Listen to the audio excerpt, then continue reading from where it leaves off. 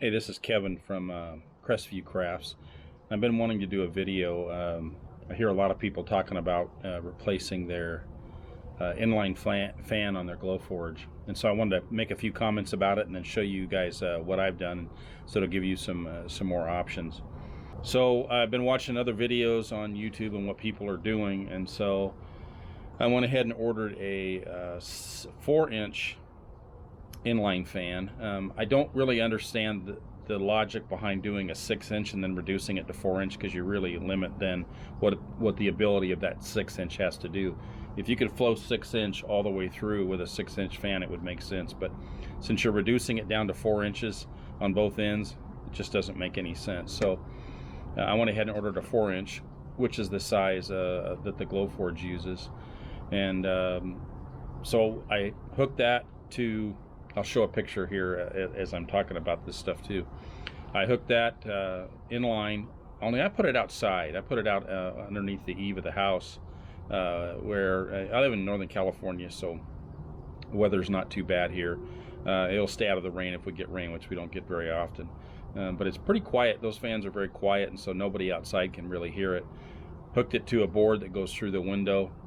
That board has a draft flap valve, what you call valve, in it, but it keeps the air, as the air blows, the valve lifts open the flap, and when you turn the fan off, then it closes and just keeps the draft and stuff. I also, as you'll see, I put a cap on the end of the fan so that critters and bugs and mice or something can't crawl up through the fan and into my Glowforge from outside. So I'll show you that, guys. That'll be on the video while we're talking here. I see a lot of folks that buy inline fans and still have some problems. And my thought when I looked at the Glowforge and what's going on was, the problem is that if you leave your existing fan in the Glowforge and also leave the existing safety cover, there's a metal aluminum cover that goes from the outside, you can see it, that blocks a ton of airflow when you do an external fan. So it's very difficult to get a good flow when you leave the old fan in place, even though it's turned off, and you leave that screen, which again I'm showing a video, I should be showing a video now of it, you can see what I'm talking about. You leave both of those in there, you're not going to get good airflow. So I took my Glowforge apart and I took the fan out, completely unplugged it, removed it, and then I cut the screen out so that you get really good airflow.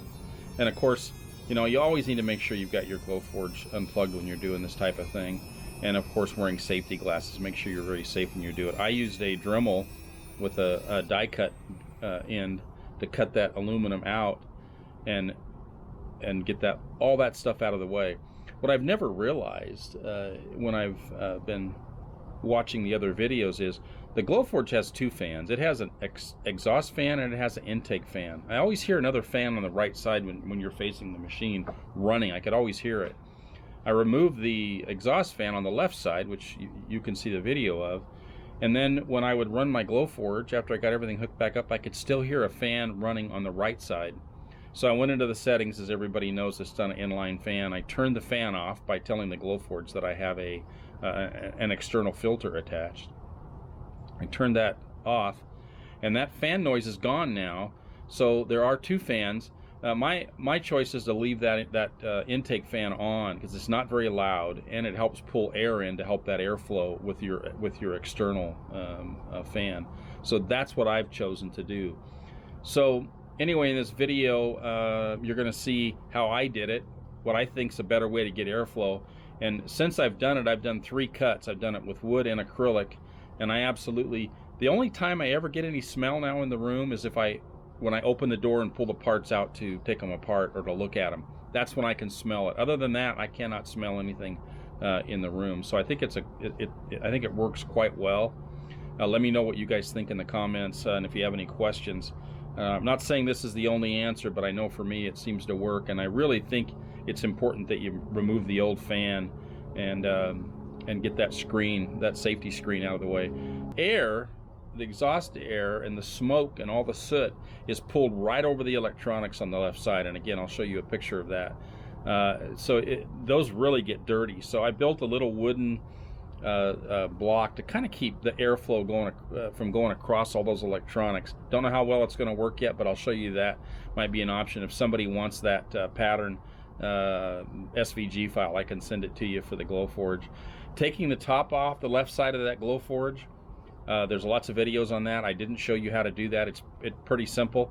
The first time took me probably 15 minutes. Now I can do it in about 5 now that I understand what's going on. So I'll show that. Anyway, good luck to you. If you want to try this, feel free to ask me any questions. Please leave comments what you think, and hopefully this helps those of you out that are trying to make the decision. But I definitely think it's a good idea to go with an external fan if possible.